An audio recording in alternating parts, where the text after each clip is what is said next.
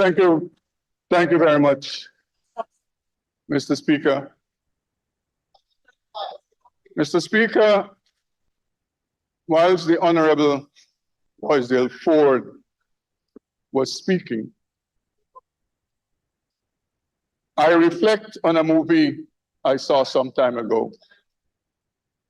The name of the movie is The Shadows.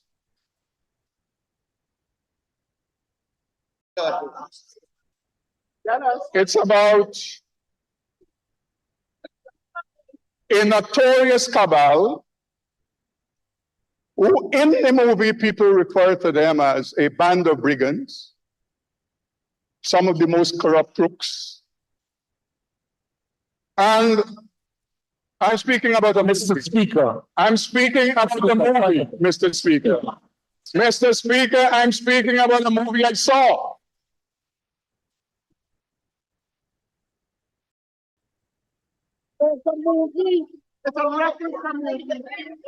This cabal of men and women, they're vile, vicious, and venomous. They relish in profanity, but at the same time, Mr. Speaker, they present themselves with pretense. The shadows. That they're the moral barometer of the corporate republic of them. That they're the most upright citizens. Mr. Speaker, what is also noteworthy of this movie is that it had 31 characters acting in a movie.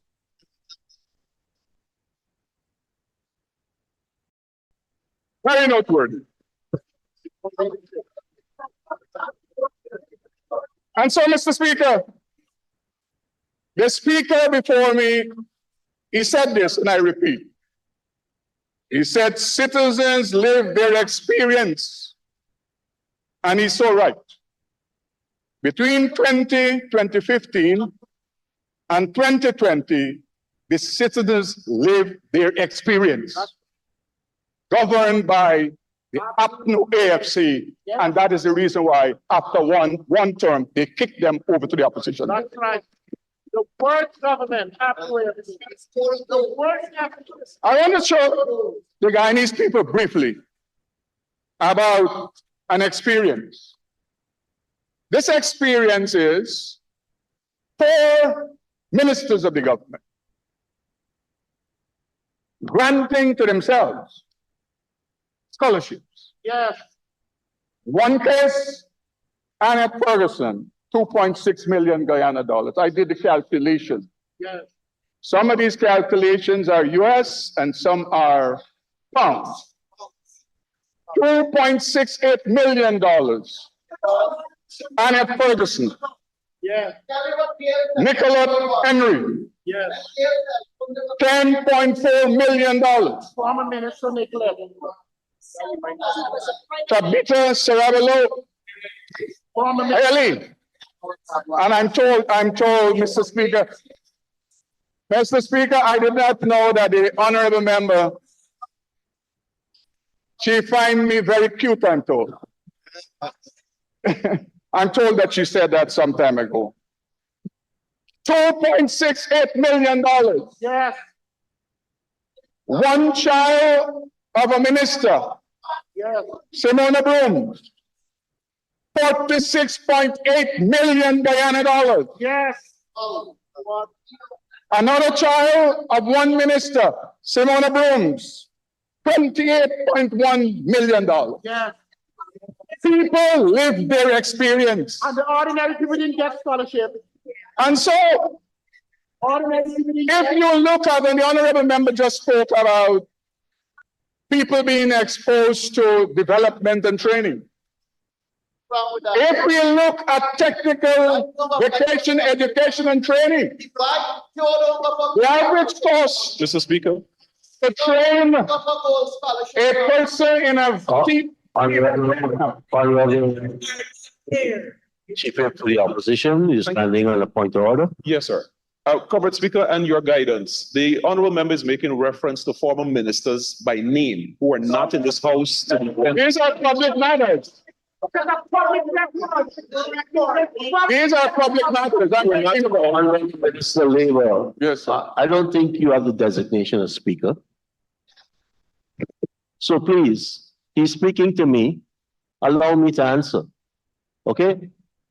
Yes, Honorable Member Jones.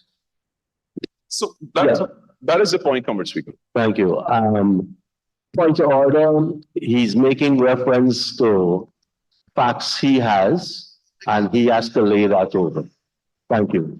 Mr. Speaker, just a note. These people live their experience.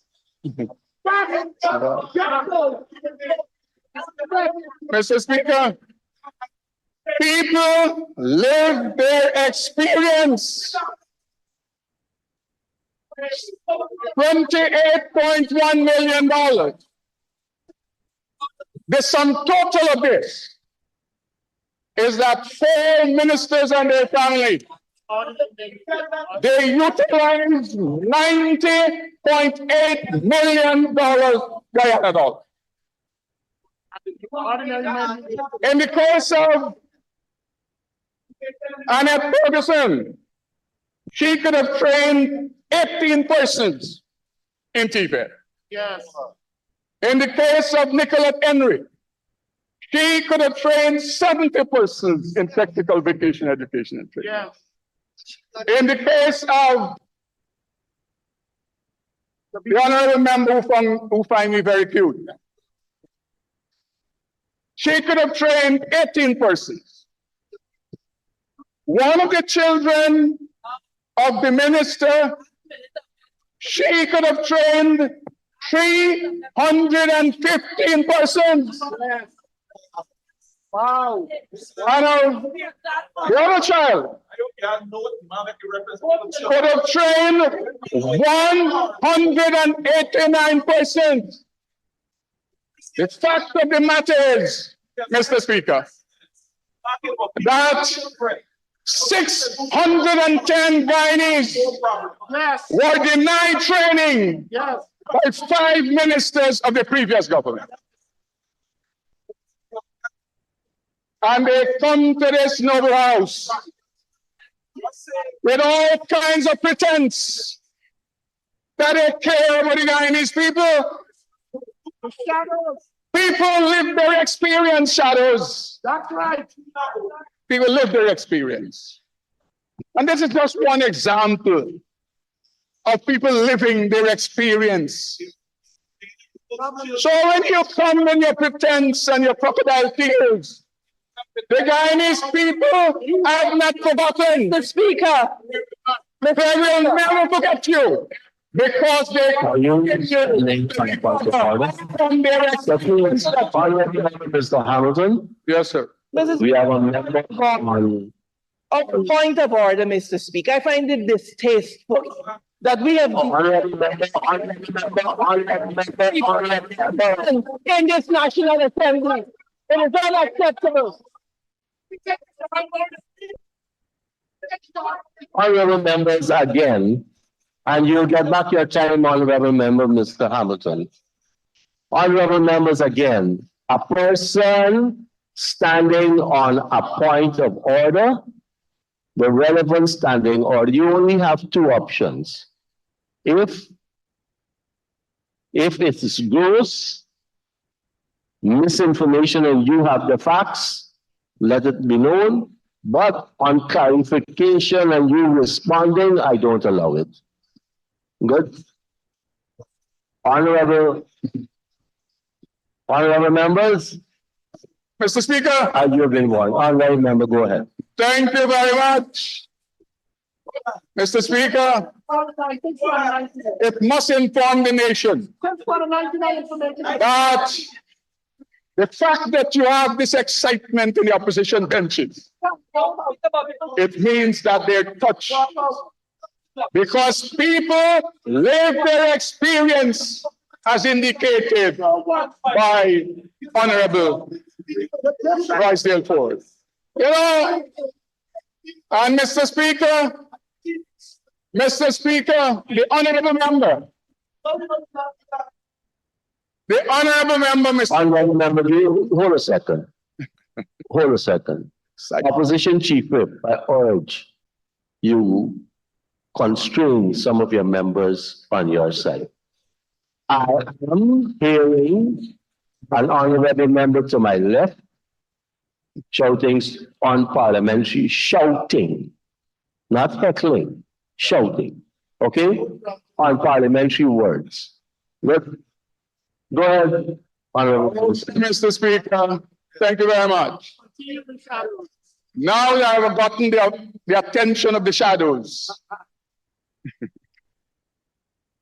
During the period 2020, Mr. Speaker, to 2023, the Board of Industrial Training has engaged a total of 11,275 beneficiaries through the implementation of 549 projects across the regions of Guyana.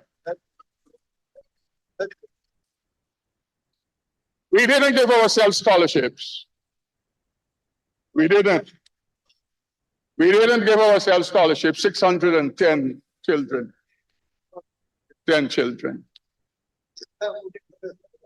Through the project implementation, training was done in occupational areas such as welding and fabrication, heavy duty equipment operation, plumbing, general construction, commercial food preparation, electrical installation, fiber optic technology, track operation and maintenance, small engine repairs, AC and refrigeration, photovoltaic installation and repairs, and early childhood development, to name a few. 4,283 males and 6,992 females received training between 2020 and 2023 under the People's Progressive Party. No minister, nor their kids. In this regard, Mr. Speaker, the government has invested $982,108,000 in the lives of Guyanese through skilling, upskilling, and reskilling through TVET programs. Again, we did not. This is your legacy. $90 million that could have trained 610 young people who needed training. Mr. Speaker,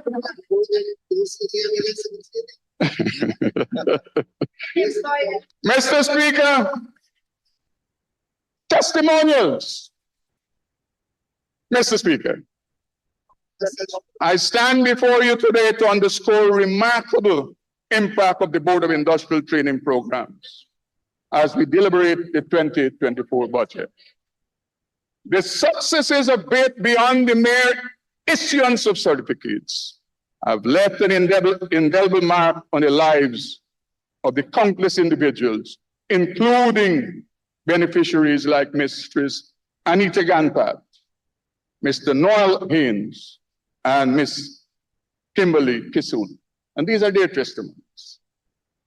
In recognizing the transformative influence of BIT, it is imperative to acknowledge the fact that the BIT program serves as a motivational pillar, propelling participants towards success beyond the classroom.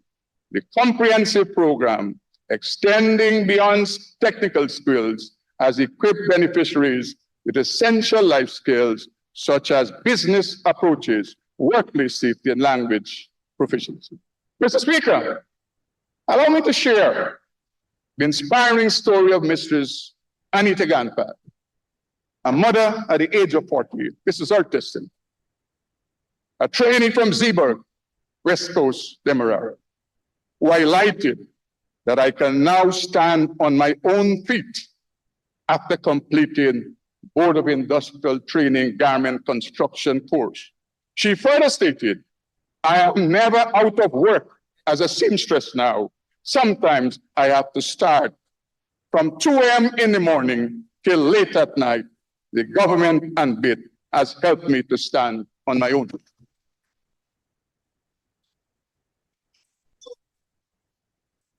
Mr. Speaker, Mr. Noel Haynes, a retiree from New Amsterdam, Borbis, who reskilled himself in BIT small engine repairs course as he always wanted to learn a trade, he says. His advice to fellow retirees is keep the brains active. Keep the brains active, Mr. Ramjatan. There is always a chance to continue your studies as you're older with less distraction. Mr. Speaker, last but not least, Ms. Kimberly Kissoon, a 26-year-old Lindoner, graduated from BIT Commercial Food Preparation and is now a proud business owner of 𝐃𝐄𝐁𝐀 Corner Snacket located in Christiansburg, Brazil. Mr. Speaker, she has stated, this course has changed my life to make me my own money. Mr. Speaker, as we deliberate budget allocation, we recognize the pivotal role of the Board of Industrial Training in shaping the destinies of individuals like Ganpat, Ains, and Kissoon. Mr. Speaker, the government I represent prioritize and will continue to support the Board of Industrial Training, and we implore the Assembly at large to do the same. Don't give yourself scholarships, train the people. Mr. Speaker, this investment, and I heard some fanciful noise to my left. You know, people live their experience. Presently, we have about 30 young people being trained to participate in the oil and gas economy. This is not gap. You could go there at Port Morant and see it. Go there and see it. See it in 3 years. Of course, APNO AFC, the shadows over there will say, you all take away our program. Every project is theirs. But it do it. Every project belongs to them. But it do it. They never conceptualize it. Study. The shadows. The bridge, it is our project. Whether it's a Demerara Bridge or Linden Bridge, it's our project. And oh, I don't know how you have the temerity to speak about the Demerara Harbour Bridge. When you, APNO AFC, with all the intellect and capacity, they would have been the first government that erected a three-lane bridge in this world. All the capacity, all the intellect the shadows have. They would have put us in the Guinness Book of World Records. A three-lane bridge. And Honorable Vice Chair talked about how qualified and competent they are, but they were bringing a three-lane bridge. Mr. Speaker, That they were consulted. permit me to highlight the key achievements, Mr. Speaker. We have the National Training Project for Youth Empowerment and the training of individuals from other specific population subgroups and projects such as persons with disabilities, women in trade, and the Basic Need Trust Fund. The implementation of these programs resulted in 4,439 persons being engaged and trained by BIT in 2023. Those are persons who didn't have the skill. You know, we could have done like you all. We could have done like you all, give ourselves scholarships and our siblings scholarships and failed to train the people. Mr. Speaker, 3,230 youths commenced training during 2023 across all administrative regions of Guyana in 50 occupational areas. Also, 235 persons with disabilities also received training through the Board of Industrial Training through this cycle. Additionally, BIT collaborated with the BIT Basic Needs Trust Fund to offer heavy-duty equipment operation to 3,312 beneficiaries. However, Mr. Speaker, moreover, it is befitting for me to highlight that of the individual trained during 2023, BIT engaged 638 females in 21 non-traditional areas as electrical installation, 150, AC refrigeration technician 15, heavy duty equipment operator 165. We did not give ourselves scholarship. Mr. Speaker,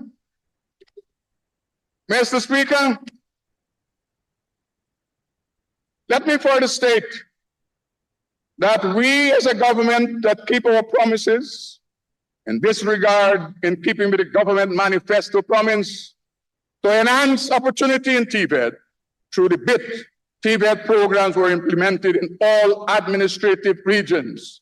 Additionally, residents of the interland regions and riverine communities, respectively in Region 1, 5, 7, 8, and 9, Region 2, 3, and 6 accounted for 20% of the persons trained during 2020. 881 total beneficiaries, 390 males and 491 females. Mr. Speaker, we continue also to implement the National Apprenticeship Program. During 2023, 233 apprentices were engaged under the National Apprenticeship Program at 3 master plants, namely 𝐁𝐔𝐃𝐆𝐄 and the Guyana Industrial Training Center. Mr. Speaker, this is a significant increase because the last full year of the APNU AFC in government, they only allowed for 60 individuals to be engaged in apprenticeship. 60. Mr. Speaker, yes. Mr. Speaker, as you're waiting to get your thoughts together, let's have an extension so you can conclude. extension? Oh, man. Mr. Speaker, I thought you said you were giving him back some time, so I wasn't.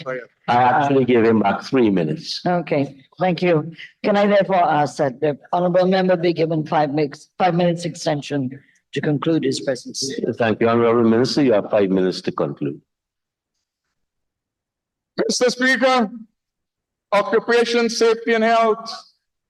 I can report that when we took government, 32 persons died in the last year the APNU AFC was in government. I can report to this assembly that in 2023, that was reduced by some 37% under the People's Progressive Party civic government. We have moved from a complement of officers of 9 under the APNU AFC to today to 30, and we have established offices in all the different regions across Guyana. All of them. Mr. Speaker, labor. Mr. Speaker, do you know that it was under the APNU AFC that the average rate of reporting was 64%? Today, under the People's Progressive Party civic government reestablished Ministry of Labor, we have moved from 85%, we have moved from 64 to 85%. And importantly, Mr. Speaker, we have recovered in 3 years, Mr. Speaker, $160 million for employees owed by employers. Honorable Minister, give me 1 minute. I made a miscalculation. In your I know time. you made a miscalculation. I know that. I did not speak for 30 minutes. Are you speaking to me or your colleagues? No, I'm speaking to my colleague, Vikram Bharat. So you actually started at 10:54, and folks, that clock is 2 minutes behind my time. And you had 3 minutes of interruptions. So you should be finished at 10:27 plus 5. At my time, you have now still 12 minutes to go. Go ahead.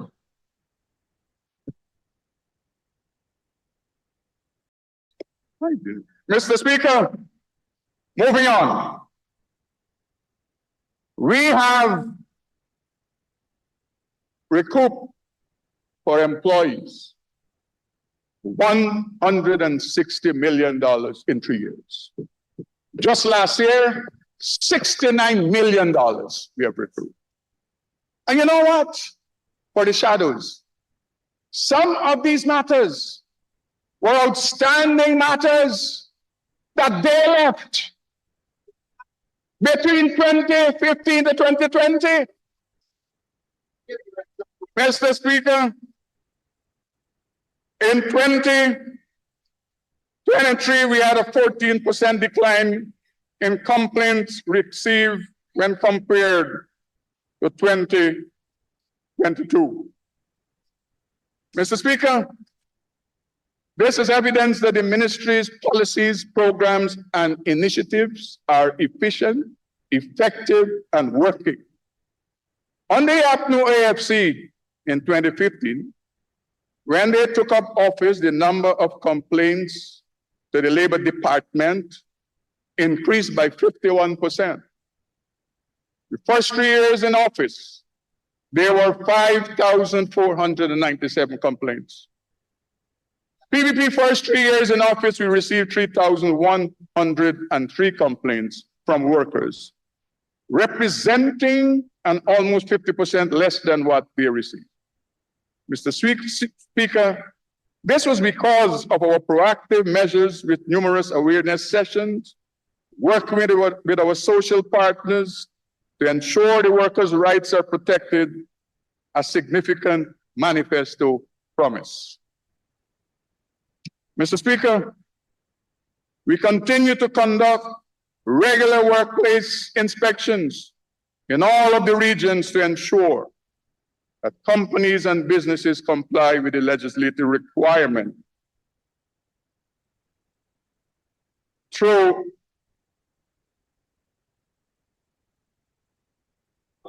Mr. Speaker, we continue to conduct regular workplace inspection in all of the regions to ensure that companies and businesses comply with the legislative requirement governing conditions of work, with a view of achieving decent employment and working conditions.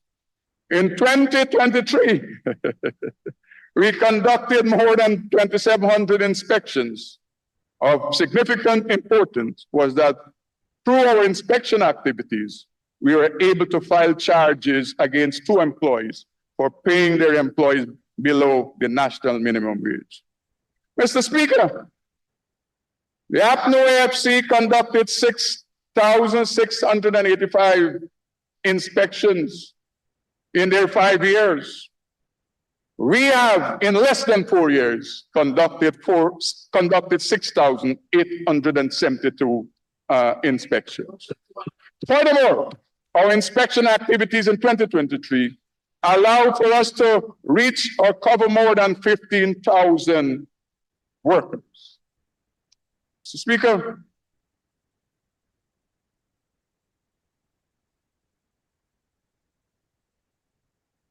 We are a government that cares about the workers of this country. We did not give ourselves scholarships. On the issue of child labor, Mr. Speaker, the elimination of child labor in all of its forms is imperative and verily a top priority for the Ministry of Labor. In 2023, a series of awareness events were conducted to raise awareness about the detrimental emotional and physical effects that child labor and forced labor can experience. Sensitization sessions were held in more than 14 villages and communities, especially in the hinterland. Mr. Speaker, presently we have one child labor matter in front of the courts. Mr. Speaker, we also continue to play our part in ensuring that there's a stable industrial relations climate in this country, Coretta McDonald. From 2021 to 2023, the Labor Department received a total of 54 requests for conciliation from both employers and trade unions. And Mr. Speaker, the Labor Department, through the Chief Labor Officer, we have been able to have these issues addressed with the parties at the conciliation stage. Mr. Speaker, I must add that when I took office, there were many unresolved matters in the ministry and the Trade Union Recognition Board. Employers were refusing to meet and treat with a union representative during the APNU tenure. Mr. Speaker, needless to say, we were able to bring the parties to the table and we have had those matters resolved. Concluding with collective labor agreements. Mr. Speaker, from 2021 to 2023, we have come to sign 54 collective labor agreements, a strong indication that good faith collective bargaining is alive and well. Mr. Speaker, prosecution. In 2023, we filed 32 matters in the magistrate's court, and we closed 2023 with 11 of those cases being active or ongoing in the courts. They are at different stages in the legal proceedings. We are able to get judgment or settle the other 21 matters. As you're aware, Mr. Speaker, in July 2022, the government opened upon recommendation, from the National Tripartite Committee, we raised the national minimum wage via the National Minimum Wage Order in 2022. And of the 11 active cases, 2 are against employers for paying below the minimum wage. Moreover, Mr. Speaker, in keeping with our obligations under the Constitution of the International Labour Organization, we continue to submit reports to the ILO on the application of the respective conventions, both ratified and unratified. And Mr. Speaker, this obligation was neglected by the honorable members on the other side. When they were in government, we had to clear the backlog that they left and saved our country's image on the international plane by not allowing the committee of experts to flag Guyana for not reporting on its obligations. Mr. Speaker, our work will continue in 2024 with a view to further enhancing the quality and effectiveness of our services. In this regard, technological measures to improve accessibility, quality, efficiency, and effectiveness will be pursued. In 2024, digital complaint and inspection management system with mobile application will be implemented. This system would allow for real-time data which can be used to develop strategies and also to inform policymakers. Importantly, a user-friendly mobile application tailored for the public, workers and employers will be implemented where the users, that is the workers and employers, can easily report labor violation and complaints. The application will offer an intuitive interface with complaint submission, ensuring accessibility and inclusivity. Mr. Speaker, the co-op sector. A project started with the Attorney General Chambers, the Ministry of Housing, CHP, and the Ministry of Labor Co-op Department. What we have started is to ensure that every property owner in every co-op scheme in Guyana, they are issued transport and titles individually.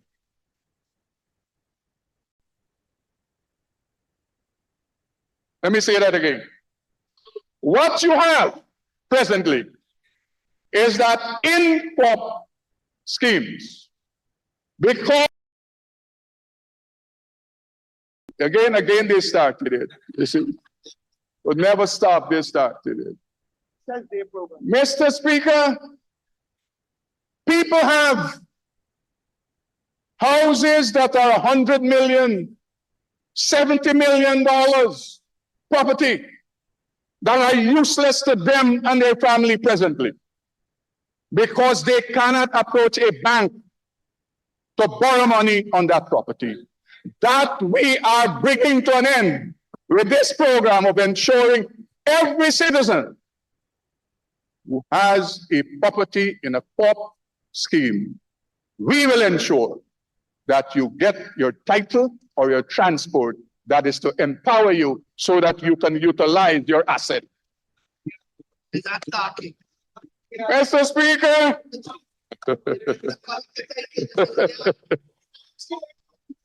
Mr. Speaker, for the Honorable Comrade Ramjatan, in 3 years, 162 no objection letters were issued by the ministry to the CHPA, Ministry of Labor. And as I speak to you, already scores of people, Mr. Ramjatan, they have already collected their transport and leases. Some of these are public matters. Mr. Speaker, in 2024, this number will skyrocket as a result of the action that will be taken by the Ministry of Labor in conjunction with the Ministry of Housing, and to ensure that all persons, as I've said, they are granted their titles and their transport. And Mr. Speaker, as I have said, Mr. Speaker, when I started, that nothing that the shadows they do or say will change the direction of the government and the nation.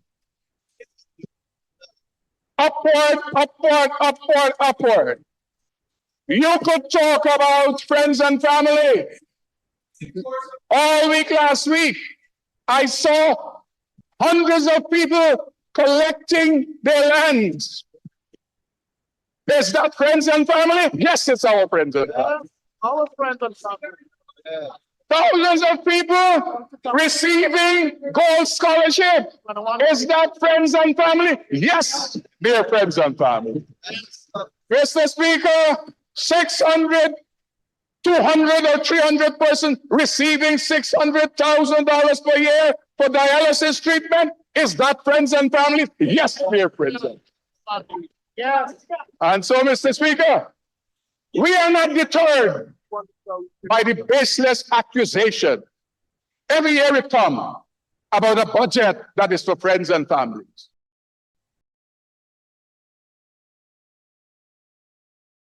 And families.